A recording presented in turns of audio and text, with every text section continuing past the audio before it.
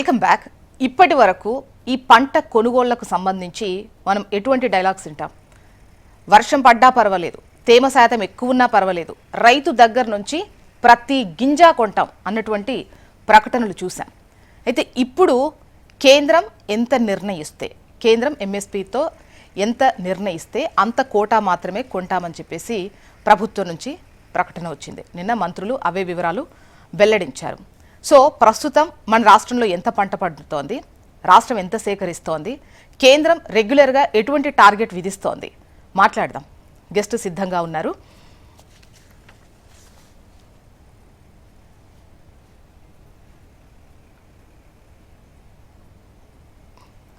తుల ఆంజనేయులు గారు, వీరు బీజేపీ సీనియర్ నాయకులు.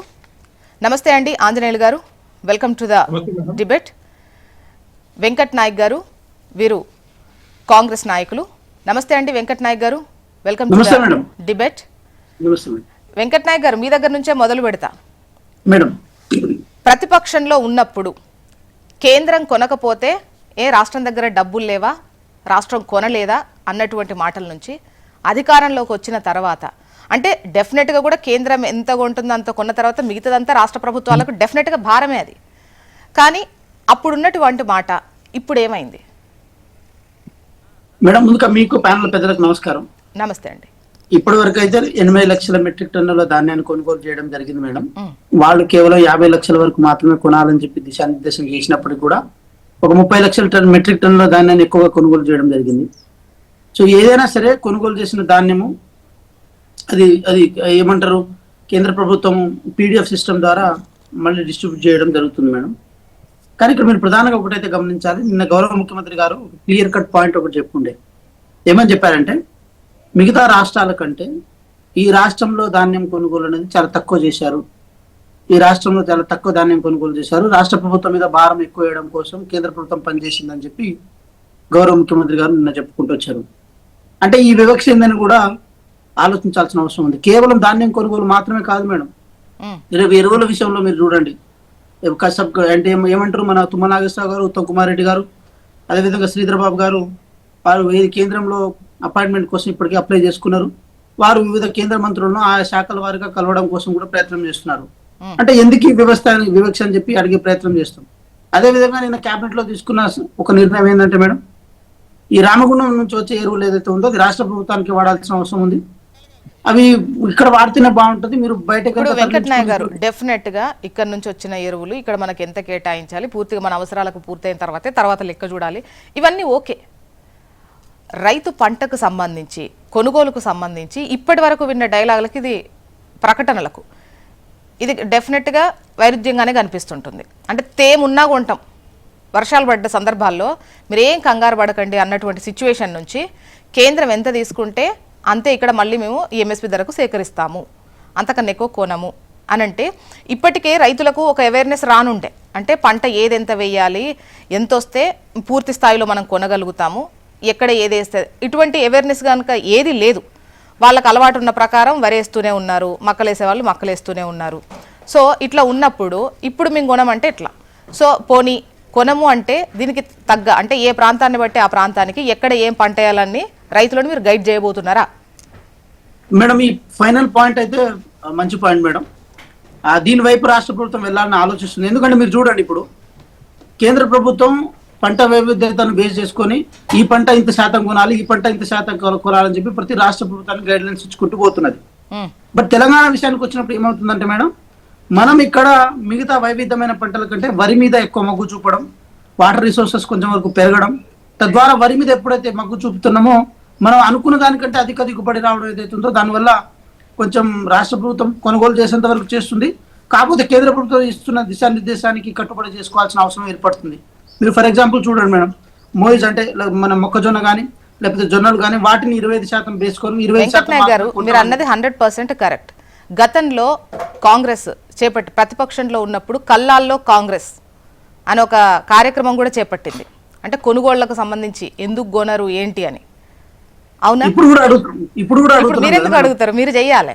లేదు మేడం, ఒకటి మీరు చూడండి, అంటే ఎంత శాతం పెరిగింది వరి ప్రొక్యూర్మెంట్ అనేది ఒకసారి మీరు చూడండి.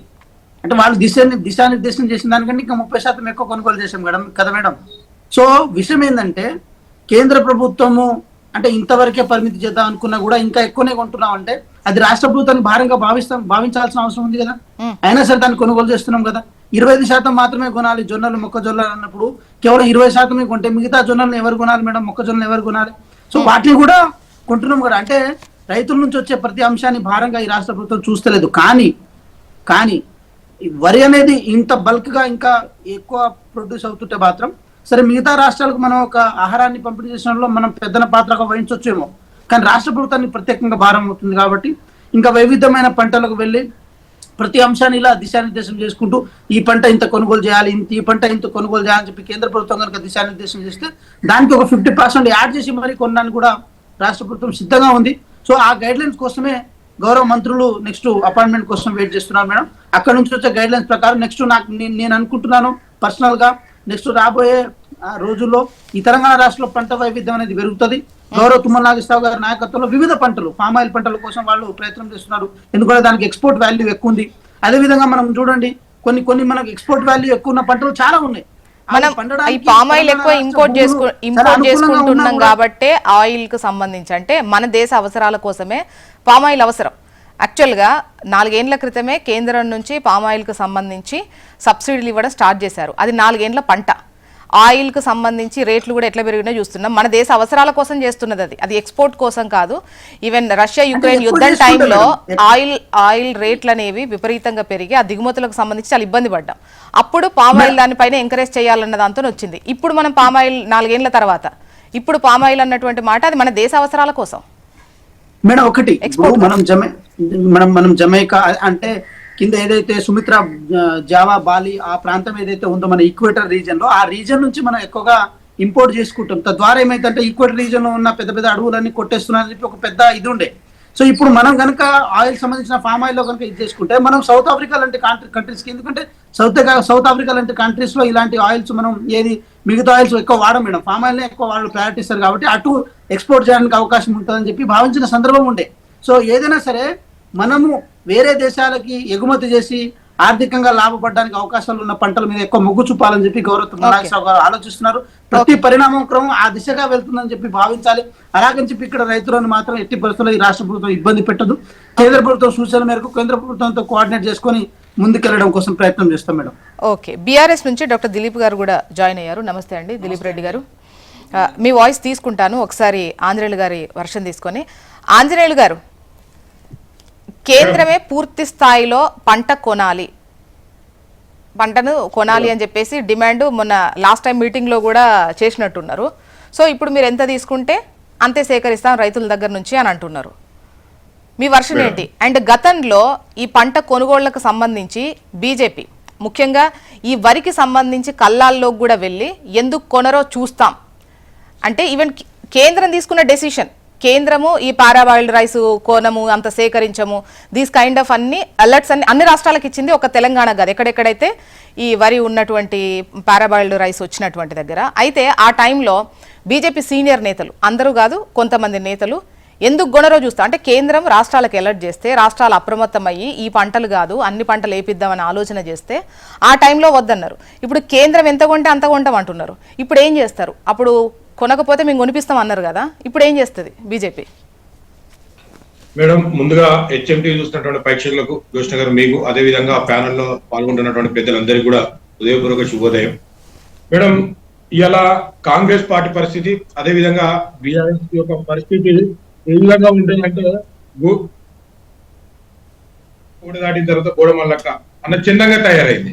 కాంగ్రెస్ పార్టీ అధికారంలోకి రావడం కోసం రేవంత్ రెడ్డి చాలా బహిరంగ సభల్లో చాలా ఒక చోట్ల చెప్పాడు, బీఆర్ఎస్ పార్టీ ఏమన్నా బ్రోకరేజం చేస్తుందా, కేంద్రం కొనకపోతే 1000 కోట్లు 10,000 కోట్లు మాకు ఇస్తాం, మేము కొని చూపిస్తాం, ఇలా ఒక ప్రతి గింజను మేము కొంటాం, రైతుకు ఏ విధమైనటువంటి నష్టం జరగకుండా చూస్తామని చెప్పేసి చెప్పినటువంటి ముఖ్యమంత్రి ఇవాళ భయభ్రాంతులకు గురవుతున్నటువంటి పరిస్థితి కనబడతా ఉంది. తెలంగాణ రాష్ట్రంలో పండినటువంటి ప్రతి పంట గింజను కొంటామని చెప్పినటువంటి ఈ కాంగ్రెస్ పార్టీ ఇవాళ ఎందుకు ఈ భయానికి, ఈ అభద్రతా భావానికి ఎందుకు లోనవుతుందో ప్రజలకు తెలియాల్సినటువంటి అవసరం ఈ రాష్ట్ర ప్రభుత్వం మీద ఉన్నది. ఇవాళ ఆ రోజు కేసీఆర్ గారు వరేస్తే ఊరే అని చెప్పినటువంటి ఆ రాష్ట్ర ప్రభుత్వం నుంచి విముక్తి చెంది ఇలా కాంగ్రెస్ పార్టీ వస్తే రైతులకు మాకు ఏ విధమైనటువంటి లాభం జరుగుతుంది, రైతులకు మేలు చేస్తారని చెప్పేసి వీళ్ళు ఇచ్చినటువంటి తప్పుడు ఆంజనేయులు గారు హామీలు. ఇది ఒకటి, ఇప్పుడు బీఆర్ఎస్ అడిగినప్పుడు కూడా వాళ్ళ లోపాలకు సంబంధించి డెఫినెట్ గా అడుగుతాం. వాళ్ళు వరేస్తే ఊరే అన్నది ఎప్పుడు? ఈవెన్ కేంద్రము ఇంత పెద్ద ఎత్తున కొనము, ఇంత సేకరించము, మిగిలింది ఏదైనా ఉంటే మీరే కొనాలి అని చెప్పినటువంటి క్రమంలో ఆ తర్వాత పూర్తి స్థాయిలో కేంద్రం చెల్లిస్తోంది, అది కాదనేది కాదు. కానీ అటువంటి టైంలో అంటే జనాల్ని మారుద్దాం, రైతులను మారుద్దాం, వరి నుంచి టర్న్ చేపిద్దాము, అటువంటివి వచ్చినప్పుడు బీజేపీ ఎందుకు కేంద్రం తీసుకున్న డెసిషన్ ఇక్కడ ఉన్నటువంటి బీజేపీ నేతలు ఎందుకు వైరుధ్యంగా రైతులకు అవగాహన లేకుండా చేసినట్టు? మేడం, ఇక్కడ ఉన్నటువంటి నాయకులు కావచ్చు, కేంద్ర ప్రభుత్వం కావచ్చు, క్లారిటీగా క్లుప్తంగా తెలంగాణ రాష్ట్రానికి అంతేకాకుండా మిగతా రాష్ట్రాలకు కూడా 2021 నుంచెల్లే చెప్తూ వస్తుంది. ఏదైతే ఈ కేంద్ర ప్రభుత్వానికి రైసే ఎక్కువ అవసరం ఉంది, మీరు కావాలని చెప్పేసి బాయిల్ రైస్ పంపిస్తారు, ఎందుకంటే తొందరగా అయిపోతుంది, మా పని అయిపోయింది, చేతులు దులిపినటువంటి అవకాశం కనిపిస్తుంది అనే ఉద్దేశంతో ప్రవర్తిస్తున్నారు.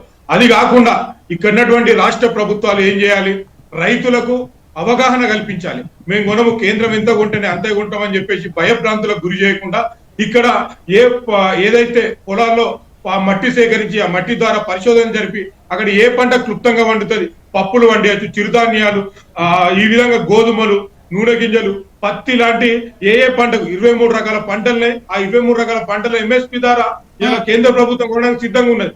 కానీ ఇక్కడ ఉన్నటువంటి ప్రభుత్వము రైతులకు అవగాహన కల్పించకపోవడం కారణంగా వరి అయితే రైతులకు ఈజీగా పని అయిపోతాయని చెప్పేసి రైతులు కూడా అదే విధంగా.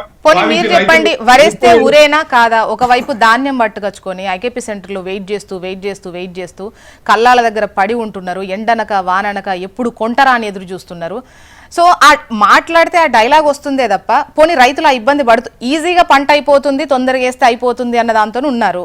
వాళ్ళని మార్చాల్సింది పోయి వరేస్తే ఉరే అన్న వాళ్ళని ప్రతిసారి ఆ ఉపమానం ఒకటి పట్టుకొచ్చే మనం అనడం కరెక్ట్ అయినా నిజంగా కూడా రైతులు ఎంత ఇబ్బంది పడుతున్నారు? ఈజీగా పంట అయిపోయింది, ఓకే, అక్కడ దాకా వాళ్ళకి సరిపోతుంది, కానీ అమ్ముకునేటప్పుడు ఎంత ఇబ్బంది పడుతున్నారు?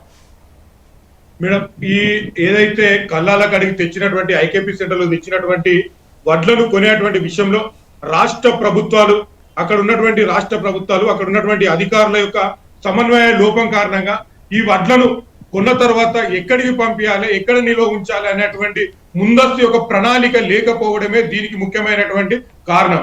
రెండో విషయం, రైతులు ముందే తెలియజేస్తారు ఏ పంట పండిస్తున్నాము, ఆన్లైన్ లోనే యూరియా కొనాలంటే ఎక్కడ ఎన్ని ఎకరాల భూమి ఉన్నది, ఏ పంట వేస్తున్నాం అని చెప్పేసి ముందుగానే సమాచార సేకరణ వచ్చిన తర్వాత ఆ గ్రామ పంచాయతీకి అక్కడటువంటి గ్రామానికి ఇన్ని కింటల వడ్లు వస్తున్నాయి, దీనికి కావాల్సినటువంటి సంచులు ఎన్ని పంపించాలి, లేకపోతే తాళ్ళు ఎన్ని పంపించాలి, ఎన్ని లారీలు అవసరం పడతాయి, ఎంతమంది అమాలీలు అవసరం పడతారు అనేటువంటి ఒక ప్రణాళికను అక్కడటువంటి రాష్ట్ర ప్రభుత్వం, కేంద్ర ప్రభుత్వం కొనమని చెప్తుంది. కేంద్ర ప్రభుత్వం కావాల్సినటువంటి మెరుగైన సౌకర్యాలు అన్ని ఇస్తుంది.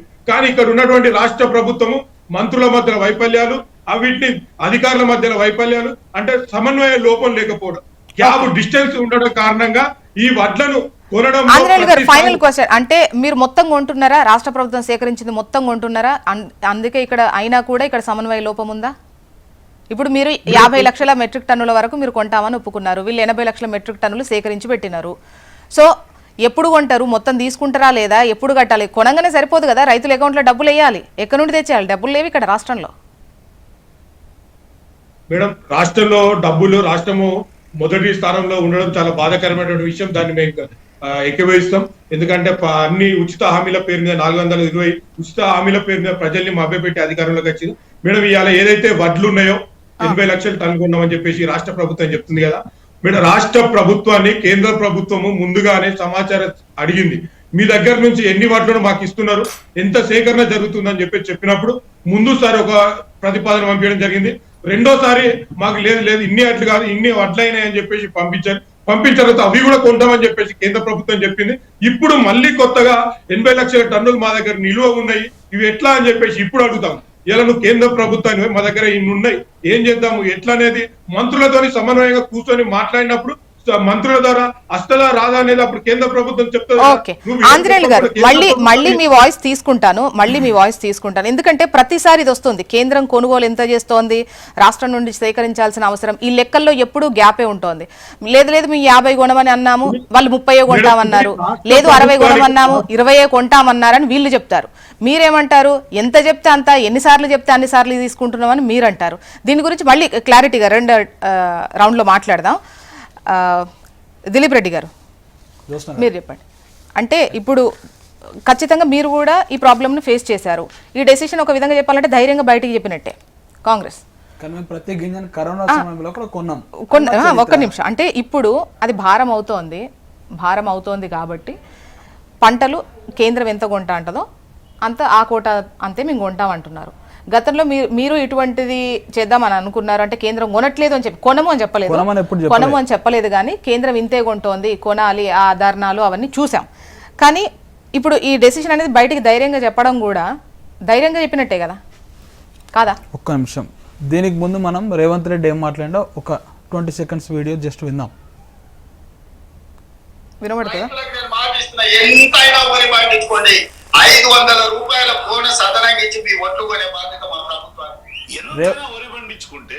ఇప్పుడు ఎంతైనా వరి పండించుకోండి, 500 బోనస్ ఇచ్చుకునే బాధ్యత మా ప్రభుత్వం అన్నది ఎవరు?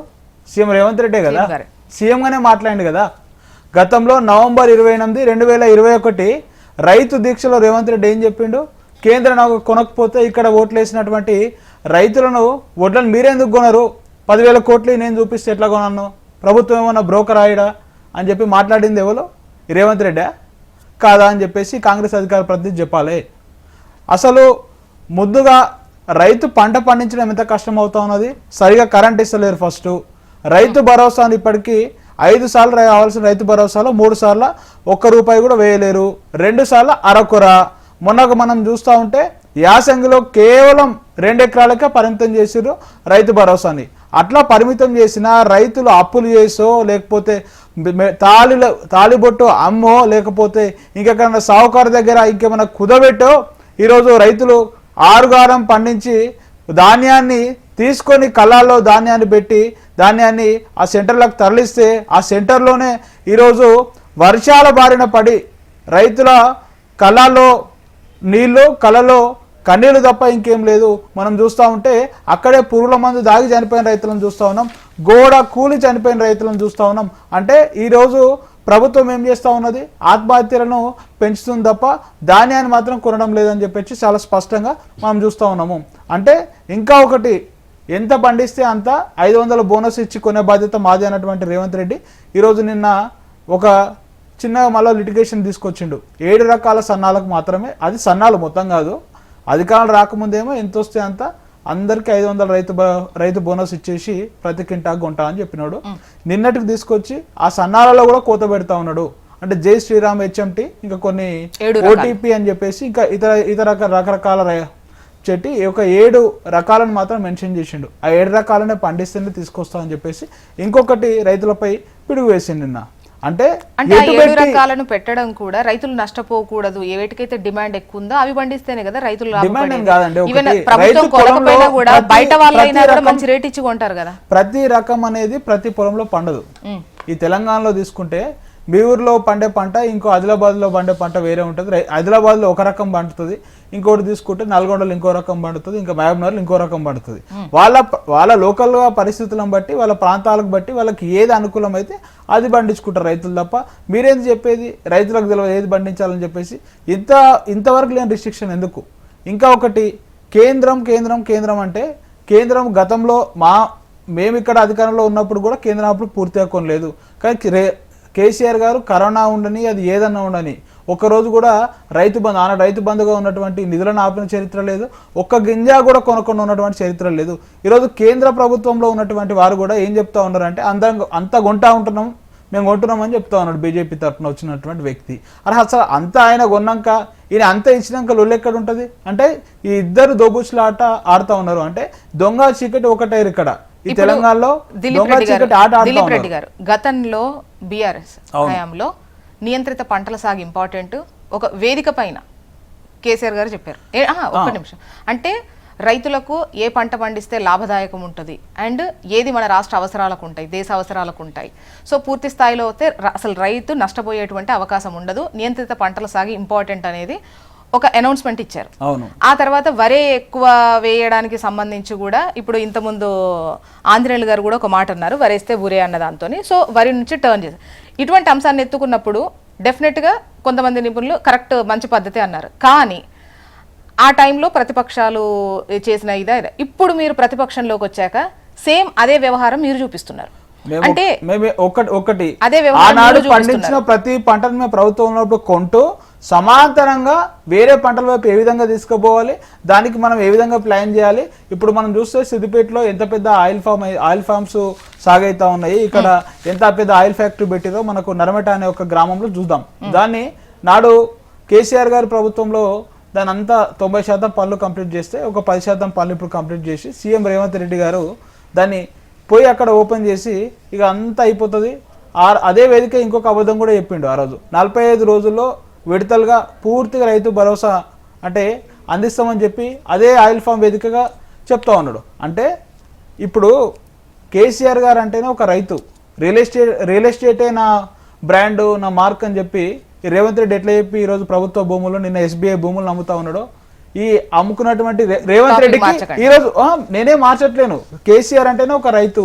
ఈరోజు కూడా మీరు చూడండి, కేసీఆర్ గారు ఇప్పటికి కూడా బ్యాంబూ ప్లాంటేషన్ పెడితే ఎట్లా ఉంటుంది అని చెప్పేసి ఇప్పుడు మీరు చెప్తే రకరకాల పంటలు తన అనుభవంలో ఫస్ట్ తను పండించి ఏది రైతుకు లాభదాయకంగా ఉంటుందో అని చెప్పేసి తన సొంత అనుభవాన్ని రాష్ట్ర ప్రజలకు పంచుకొని తను ఒక వ్యవసాయ శాస్త్రవేత్తగా కూడా మారి తను ఏ విధంగా చేస్తే బాగుంటుంది, ఒక పాలకుడు ఒక హాలికుడు ఇద్దరు కలిపిన వ్యక్తే కేసీఆర్ గారు.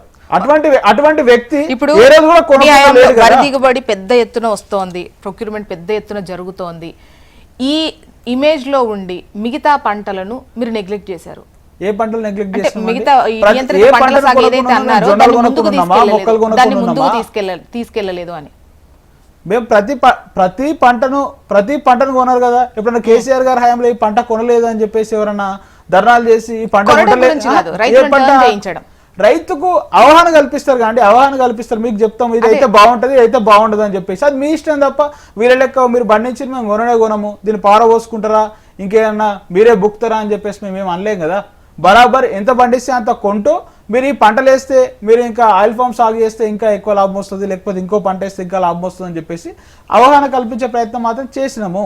బరాబర్ మేము అవగాహన కల్పించి కొందరు రైతులు చాలా డివేట్ అయిపోయారు. ఇప్పటికి కూడా 4-5 years బ్యాక్ ఆయిల్ ఫార్మ్స్ పెట్టిన చాలా మంది రైతులను చూపిస్తాం మేము. ఖమ్మంలో ఒకప్పుడు ఆయిల్ ఫామ్ సాగయ్యేది, ఇప్పుడు సిద్దిపేట పరిసర ప్రాంతాల్లో ఇప్పుడు ఆయిల్ ఫామ్ ఎట్లయింది. ఈవెన్ వరంగల్లో చాలా ప్లేసెస్ లో కూడా ఆయిల్ ఫామ్ చాలా మంది సాగు చేస్తున్నటువంటి పరిస్థితి. అంటే ఒక రైతులకు ఒక ఆహ్వాన కల్పించి వాళ్ళకు ఒక ఆదాయ వనరుగా ఆయిల్ ఫామ్ సాగును తీసుకొచ్చినటువంటి చరిత్ర కేసీఆర్ గారి ప్రభుత్వానికి, కేసీఆర్ గారిది. ఒకసారి వెంకట్ నాయక్ గారు కేంద్రం 10 రాష్ట్రాలను అలర్ట్ చేసింది.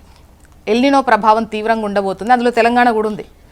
సో ఒకవైపు ధరలు, మొన్న ధాన్యం ధరలు కూడా బయట మార్కెట్లో చూసాము, పెద్ద ఎత్తున రికార్డు స్థాయిలో నమోదవుతున్నాయి. ఇంకా మనం సేకరణ గురించి కొట్లాడుకోవడం ఏంటి? వాళ్ళెంత కొంటే మేమంత ఇప్పుడు సేకరించి పెట్టుకోవాల్సిన పరిస్థితుల్లో ఉన్నామా, లేకపోతే మేము కొనమని రైతులకు వదిలేసే సిచ్యువేషన్లో ఉన్నామా ఏంటి? మేడం ఎల్నినో సంభవం ఇది నెగిటివ్ అనిపిస్తుంది కానీ ఎల్నినో అనేది ఒక చిన్న కొంత విప్లవాన్ని కూడా తీసుకొస్తుంది మేడం అగ్రికల్చర్లో. ఎందుకంటే వర్షం అనేది యాక్చువల్గా లానినా ఉన్నప్పుడు మాత్రం వర్షం రెగ్యులర్ గా పడుతుంటది మేడం. గతంలో మనం లానినా చూసినాం. ఇప్పుడు నుంచి ఈ సంవత్సరం ఇంకా 3 సంవత్సరాలు మనం కొంతవరకు ఎల్నినో చూసినప్పుడు ఏమైతుందంటే ఈ భారతదేశంలో దట్టు ఈ తెలంగాణలో వైవిధ్యమైన పంటలు పండడానికి అవకాశం ఉంటుంది. మనకు ఇది నైరుతి ఋతుపవనాలు ఎట్లా వరకు ఉపయోగపడతాయో ఈశాన్య ఋతుపవనాలు కూడా మనకు అంతే వరకు ఉపయోగపడతాయి. అలాంటి సందర్భంలో వైవిధ్యమైన పంటలు, ఫర్ ఎగ్జాంపుల్ మీకు చెప్పాలంటే మేడం, నిజంగా అంటే విత్తనాలలో కల్తీ లేకుండా కనుక ఉంటే, గతంలో విత్తనాలు కల్తీ ఎక్కువగా మనం చూసినాం. దానివల్ల చాలా మంది రైతులు, ఎందుకంటే విత్తనాలు కల్తీ అయినప్పుడు మనం ఇనిషియల్ స్టేజ్ లో మనం చూడలేం దాన్ని. అది పంట వేసి కొంతవరకు పోయిన తర్వాత లాస్ట్ కు పంట ఏదో ఎదుగు అది ఫ్రూటీగా, అది ఆకుగా ఫ్రూటీగా అంటే ఏమంటారు ఫ్లవర్ గా వచ్చి ఫ్రూటీగా వచ్చే టైంలో దాని యొక్క నపుంసకత్వం అనేది బయటపడుతుంది. సో అలాంటి సందర్భాలు కనుక లేకపోతే మాత్రం వైవిధ్యమైన పంటలు, చాలా వైవిధ్యమైన పంటలు, ఏది సెమీ ఎరిడ్ రీజన్ లో పంట ఇప్పుడు డెఫినెట్ గా భూసారము, భూతేమ వీటన్నిటిని లెక్కలో పెట్టుకొని ఎక్కడ ఏది పండించాలో అలర్ట్స్ చెయ్యండి, రైతులను భయపెట్టకండి. ఎల్నినోకు సంబంధించి ఏ ప్రాంతాల్లో ఏదేస్తే బెటర్గా ఉంటుంది, ఎక్కడ ఎక్కువ ప్రభావం చూపే అవకాశాలు ఉన్నాయని చెప్పేసి మొన్న ఒక సమీక్ష నిర్వహించారు కేంద్ర వ్యవసాయ శాఖ మంత్రి. అందరికీ అన్ని రాష్ట్రాలకు, ముఖ్యంగా 10 రాష్ట్రాలకు సంబంధించి అలర్ట్స్ అయితే ఇచ్చారు. ఈ క్రమంలో ముఖ్యంగా ఇంకా మనం ధాన్యం సేకరించే అంశానికి సంబంధించి ఒక అనౌన్స్మెంట్, అంటే కేంద్రం ఎంత కొంటే అంతే కొంటాము, దీస్ కైండ్ ఆఫ్. ఎందుకంటే ఇక్కడ వరి అనేది డెఫినెట్గా వాటర్ ఎక్కువ అవసరం ఉన్నటువంటి పంటే, అది అందరికీ తెలిసిన విషయమే. సో వచ్చే ముందు పరిస్థితి ఏ విధంగా ఉందో చూస్తున్నాం. ఇప్పుడు దీన్ని ఇప్పటికి వరకు అయితే సేకరించి పెట్టుకునేటువంటి అవకాశము, ఈ నిల్వలు మనకు అవసరమే కదా, ఇంపార్టెంటే కదా అంటున్నా. Madam yes madam 100% correct. అయితే విషయం మీరు ఒకటి గమనించండి, మరి అనుకోకుండా ఇప్పుడు ఎందుకు ఈ అనౌన్స్మెంట్ ఇచ్చినట్టు? ఇప్పుడు కేవలం వరి విషయంలో మాత్రమే రాష్ట్ర ప్రభుత్వం ఈ మాట అనుండే, కానీ మొక్కజొన్నలు జొన్నల విషయంలో రాష్ట్ర ప్రభుత్వం ఈ మాట అనలే. వాళ్ళు చెప్పిన 25% కంటే దాటి కొనేసి ఆ భారాన్ని రాష్ట్ర ప్రభుత్వం ఆల్రెడీ భరించింది. కానీ ఇప్పుడు ఏంటి 50%, అంటే 50 లక్షల మెట్రిక్ టన్నులు కొనమని చెప్పి కేంద్ర ప్రభుత్వం అంటే 80 లక్షల మెట్రిక్ టన్నులు కొని ఉంచాం. వాళ్ళ మీద కనుక మనం హుకుం జారీ చేసి వాళ్ళ మీద కనుక యుద్ధాన్ని మనం ప్రకటించకపోతే మనం రేపు 150 లక్షల మెట్రిక్ టన్నులు కొన్నా కూడా వాళ్ళు కొనండి మీ ఇష్టం అన్నట్టు కూడా మాట్లాడతారు కదా మేడం. ఆ భారాన్ని రాష్ట్ర ప్రభుత్వం వేయడం కోసం కేంద్ర ప్రభుత్వం సిద్ధంగా ఉంది కదా.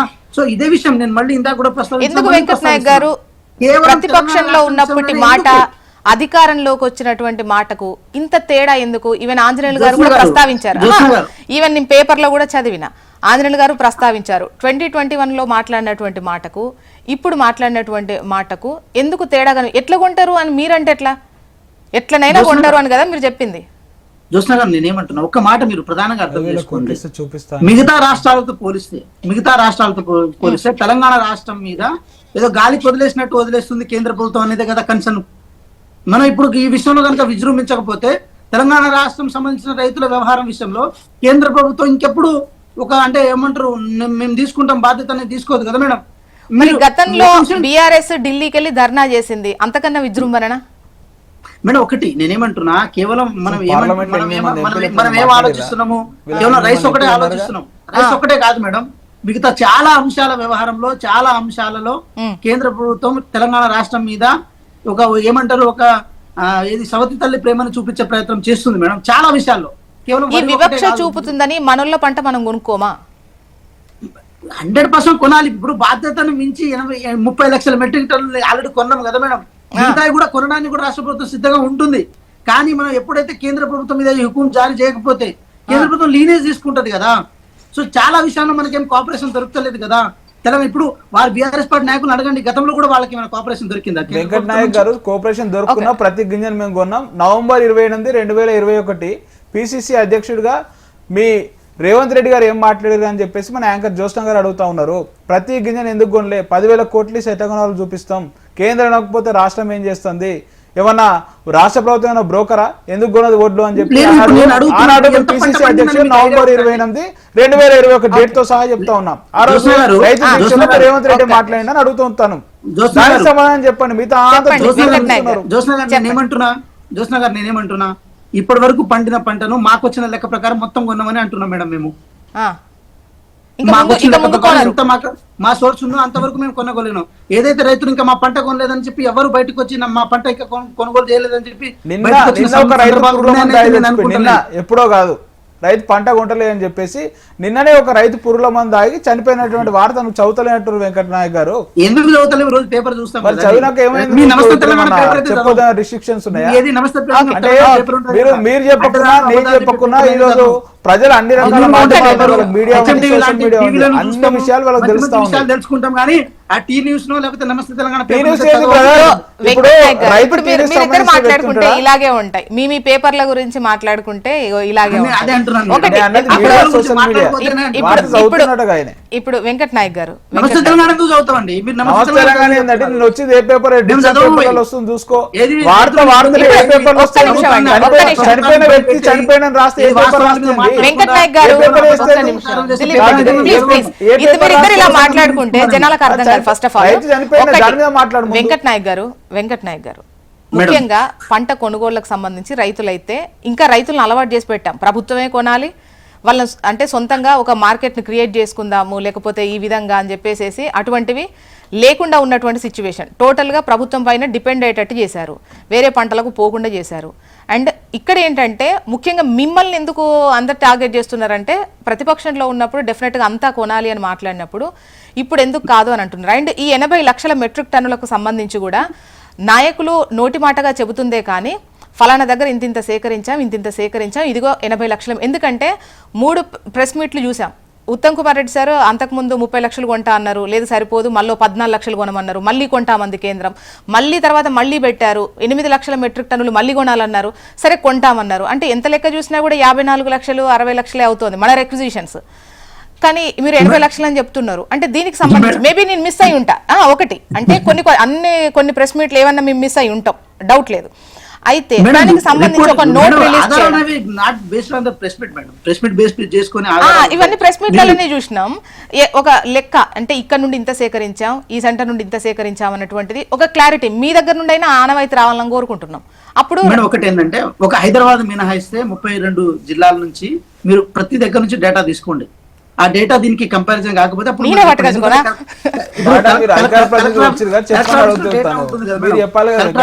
అయితే మీరు ఒక పాయింట్ మీరు రేజ్ చేసారు, ఒక మంచి పాయింట్ మీరు మాట్లాడారు. ఈ తరం వాళ్ళు దాని మీద మాట్లాడుకోవాలి. సరే ప్రభుత్వాలు కొనకపోవడం ఇదంతా వేరే లెక్కలు. అంటే గతంలో ఒక 200-300 సంవత్సరాల క్రితం ఏ ప్రభుత్వాలు కొన్నాయని చెప్పి రైతులు పంటలు పండించారు మేడం. కానీ ఒకటి ఏంటంటే వైవిధ్యమైన పంటల యొక్క అవసరాన్ని రాష్ట్ర ప్రభుత్వాలు కానీ కేంద్ర ప్రభుత్వాలు కానీ తప్పకుండా రైతులకు ఏది మన అగ్రికల్చర్ ఆఫీసర్స్ ద్వారానో లేకపోతే యూనివర్సిటీల ద్వారానో రీసెర్చ్ అంటే R&D ద్వారానో తెలియజేయాల్సిన అవసరం ఉంది. నాణ్యతమైన విత్తనాలు ఇవ్వడం కోసం ప్రయత్నం చేయాల్సిన అవసరం ఎంతైనా ఉంది. ఈ రాష్ట్ర ప్రభుత్వము ఈ సీజన్ లా నాణ్యమైన విత్తనాలు ఇస్తాం, వైవిధ్యమైన విత్తనాలు ఇస్తాం, మీ భూములకు తగ్గట్టు మీ పరిస్థితులకు తగ్గట్టు పెట్టుకోండి అని చెప్పి రాష్ట్ర ప్రభుత్వం కృతనిశ్చయంతో ముందుకెళ్తుంది మేడం. సమాధానం చెప్పాలి. పెద్ద ఎత్తున పంట దిగుబడి వస్తోంది, మీరు కొంటామంటే డెఫినెట్గా ఇది రాష్ట్ర ప్రభుత్వానికి భారమే. మేడం చెప్పండి మేడం, ఏ ప్రభుత్వమైనా ఏ రాష్ట్రంలో ఉన్నా కూడా ఏ ప్రభుత్వమైనా కూడా అక్కడ ఉన్నటువంటి వరిని ఐకేపీ సెంటర్ల ద్వారా కొనుగోలు చేయాల్సినటువంటి పరిస్థితి ఆ రాష్ట్ర ప్రభుత్వంది. ఆ తర్వాత కేంద్రం రియంబర్స్మెంట్ కింద FCI ద్వారా లేకపోతే MSP ద్వారా ఈత ఖర్చులు అన్ని కూడా రాష్ట్ర ప్రభుత్వానికి మీరు ఎంత పండించారు అనేటువంటి విషయం చెప్పిన తర్వాత పూర్తి దాన్ని కూడా కొంటారు. ఏదైతే 2024-25 సంవత్సరం చూసినట్లయితే 1.28 కోట్ల టన్నులు ఏదైతే వరి సేకరణ చేసిందో దానికి కేంద్రం 1.8 కోట్ల టన్నులు సేకరించింది. భారతదేశంలో అత్యధికంగా 3.3 లక్షల కోట్లు MSP ద్వారా వస్తే దాంట్లో తెలంగాణ రాష్ట్రం నుంచి అత్యధికంగా ఉన్నది. ఇప్పుడు కూడా ఈసారి కూడా ఏదైతే ఈ మొన్న వచ్చినటువంటి ఖరీఫ్ లో కూడా 71.8 లక్షల టన్నులు కొనుగోలు చేయడం జరిగింది. అయితే ఇది రాష్ట్ర ప్రభుత్వము ఏదైతే కేంద్ర ప్రభుత్వానికి సరైనటువంటి సమాచారాన్ని ఇవ్వకుండా సరైనటువంటి పద్ధతిలో తెలియకుండా మేము బాయిల్డ్ రైస్ నే ఇస్తాము, రా రైస్ ఇవ్వలేము, ఎందుకంటే రాష్ట్ర ప్రభుత్వం తొందరగా చేతులు దులుపుకునేటువంటి ప్రయత్నం చేసే విధంగా ఇలా ఈ రాష్ట్ర ప్రభుత్వం చేస్తుంది. సరే కేంద్ర ప్రభుత్వం కొనకపోతే ఇక్కడ తెలంగాణ ప్రజలు తెలంగాణ రైతులు ఇవాళ భారీ మెజారిటీతో ఓట్లేసి రాష్ట్ర ప్రభుత్వాన్ని నమ్మి ఇలా కొనుగోలు చేయడం జరిగింది. మరి అలాంటప్పుడు ఈ తెలంగాణ రాష్ట్రంలో ఉన్నటువంటి ప్రజలు వడ్లను మీరు కొనకపోతే ఎవరు కొనరని చెప్పినటువంటి ఈ ముఖ్యమంత్రి స్వయంగా ఇవాళ మాట మార్చి రైతుల్ని మోసం చేసేటువంటి పరిస్థితి కనబడతా ఉంది. రైతులకు పూర్తి స్థాయిలో ఏమి కావాలి ఏందనేటువంటి భూమి సైల్ టెస్టులు చేసి ఆ ఒక్కొక్క గ్రామానికి ఒక్కొక్క ఆదర్శమైనటువంటి గ్రామాలుగా తీర్చిదిద్దేటువంటి ప్రయత్నం చేయకుండా ఇవాళ ఎక్కడ ఏ పంట వేయాలి, ఏ రైతులు ఏ విధమైనటువంటి పంట వేస్తే మనకు దిగుబడి వస్తుంది, మనం మిగతా కొన్ని పప్పు ధాన్యాలు లాంటి ఇతర దేశాల నుంచి కొనుగోలు చేయడం జరుగుతా ఉంది. అలా కాకుండా మన దేశంలోనే మన దగ్గరనే ఇవాళ పంటలను ఇవాళ 23 రకాల పంటలు ఏవైతే ఉన్నాయో ఆ పంటలన్నింటినీ కూడా కొన్ని జిల్లాలకు ఒక ఆదర్శమైనటువంటి జిల్లాలుగా తీర్చిదిద్దాం, ఆదర్శమైనటువంటి గ్రామాలుగా తీర్చిదిద్దుతామని చెప్పేసి ఇలా ప్రయత్నం ఈ రాష్ట్ర ప్రభుత్వం చేయకుండా ఇలా కేవలం రైతులను భయభ్రాంతులకు గురి చేసేటువంటి విధంగా కేంద్రాన్ని బదనం చేసే విధంగా కేంద్రం మీద దుమ్మెత్తుపోసే విధంగా ఇవాళ ఈ యొక్క పార్టీ ఇలా రేవంత్ రెడ్డి గారి యొక్క పాలన. అంటే ఆంజనేయులు గారు ఇప్పుడు రాష్ట్రం సేకరించినటువంటి పూర్తి పంటను కొంటుంది అనేది బీజేపీ నేతలు చెబుతున్న మాట. ఇప్పటి నుండి ఎంత కొంటే అంతే సేకరిస్తామని వీళ్ళు అంటున్నారు.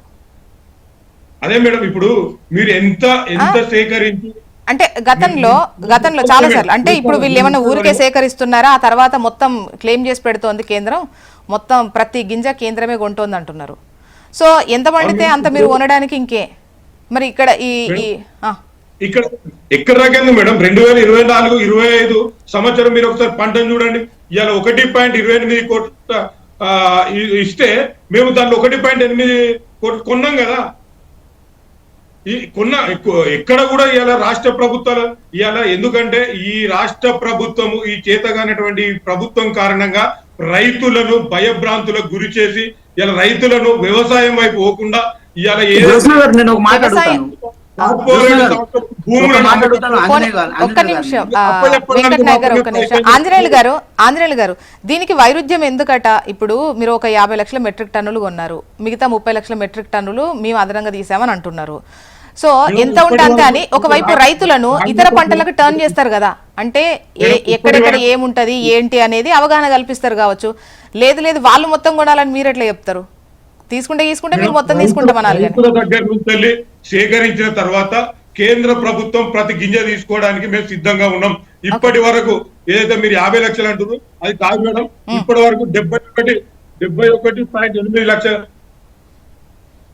రైతులు ఏదైతే రాష్ట్ర ప్రభుత్వం సేకరించడం విషయంలో, రైతుల దగ్గర నుంచి సేకరించేటువంటి విషయంలో విఫలమై ఇదంతా కూడా కేంద్ర ప్రభుత్వాన్ని బదనాం చేసే మీ ఇద్దరి దగ్గర నుంచి నోట్ రావాలండి. వాళ్ళు 80 లక్షల మెట్రిక్ టన్నులు అన్నారు, లేదు మేము 50 అనుకున్నాం, మీరు అంటున్నారు 71.8 లక్షల మెట్రిక్ టన్నులు అని అంటున్నారు.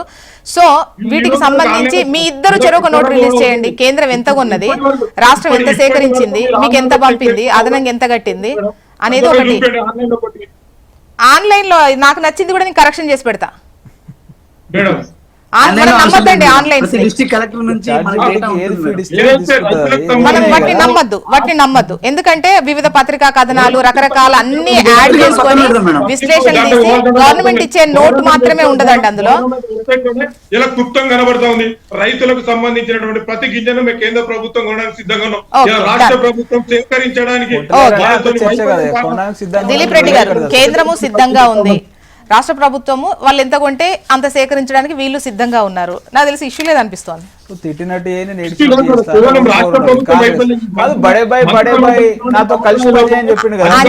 ఆంజనేయులు గారు ఒక నిమిషం ఒక సమయం ఏంటి, ఏం చెప్పిండు మోడీ గారు ఇక్కడికి వచ్చి నాతో కలిసి పని చేయంటే మనం నవ్వే నేను పని చేస్తున్నాను బట్టి గిన్నిసార్లు అడిగి బ్రదర్ ఒకసారి మీరు మాట్లాడటం డిస్టర్బ్ చేయలే. ఇన్నిసార్లు ఈ బడే బాయ్ దగ్గరికి చోటే బాయ్ పోతాడు, పోయి ఏం అడుగుతాడు ఒకసారి పోయి మన రాష్ట్రానికి సంబంధించిన ప్రయోజనాలు ఆయనకు ఉన్నటువంటి ఒడుపు కేసులో లోపల ఏమని అడుగుడు తప్ప ఓట్లు కొన్న ఢిల్లీలో ఎందుకు ధర్నా అయ్యారు? 8 మంది ఎంపీలు కాంగ్రెస్ లో 8 మంది ఎంపీలు బీజేపీ ఉన్నారు. ఏ ఒక్క రోజు కూడా ఎందుకు వాళ్ళు పార్లమెంట్ లో ఓట్లు కొట్టలేరు, ఎందుకు పార్లమెంట్ కాడ ప్రశ్నించారు? ఢిల్లీలో 16 మంది ఉన్నారు కదా, ధర్నాకు ఎందుకు కూర్చుంటలేరు? అఖిల పక్షాన్ని ఎందుకు తీసుకోపోతలేరు? ధర్నాకు కూర్చొని 16 మంది ఎంపీలు 8+8 ఈ రాష్ట్రానికి యాడ్ చేసిన వాల్యూ 0. ఇంకా ఒకటి జ్యోత్స్న గారు, వీళ్ళు 5 సార్లు రావాల్సినటువంటి రైతు భరోసాను 3 సార్లు మొత్తంగా ఎగ్గొట్టిరు. ఇప్పటికీ మన యాసంగి చూస్తే కేవలం 2 ఎకరాలకే పరిమితం చేసి ఇప్పుడు అంటే ఇది ఇట్లనే పోతుంది. ఇక 2 ఎకరాలకు మీకు ఇచ్చింది ఎక్కువ వేయడు. ఇప్పుడు జూన్ 30 ఏం చేస్తారట, ఇప్పుడు మధ్యలో సభ పెట్టబోతుంది జూన్ 30కి. ఆ సభ ఆ సభలో 2 ఎకరాలే ఉంటారా రైతులు అంటే? సన్నకారు రైతులు అంటే ఏంది డెఫినేషన్ చెప్పు. 2 ఎకరాల వరకే ఇచ్చినావా లేదా, 3 సార్లు ఎగ్గొట్టినావా లేదా, అవన్నీ పోతున్నాయి. జూన్ 30లో ఏం చేస్తుండు? జూన్ 30లో సభ పెట్టండి, వర్షాకాలం ఉంది. మరి 2 ఎకరాల వరకు వేస్తాడా? ఇది 3 ఎకరం ఉన్న పరిస్థితి, 4 ఎకరం ఉన్న పరిస్థితి ఏముంటది?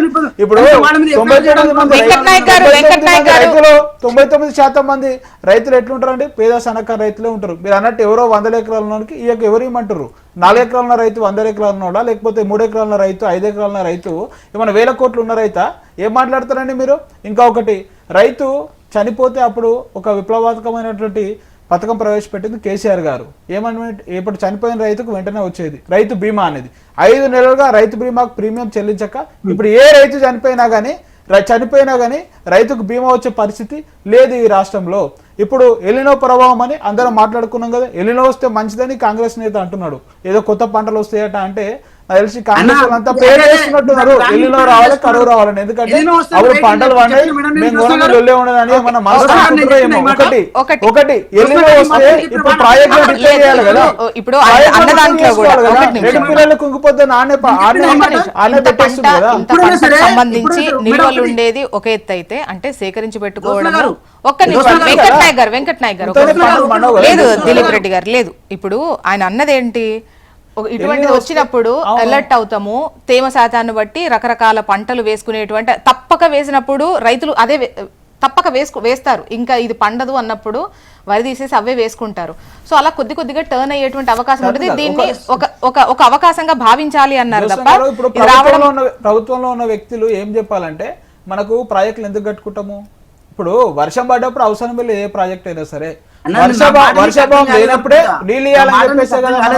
ఇప్పుడు పాలమూరు ఎత్తిపోతున్న పథకం కానీ కాళేశ్వరం కానీ ఈ రాష్ట్రంలో ఉన్న ప్రతి ప్రాజెక్టు ఉద్దేశం కరువు వచ్చినప్పుడు నీళ్లు రావాలని చెప్పేసే కదా. ఇప్పుడు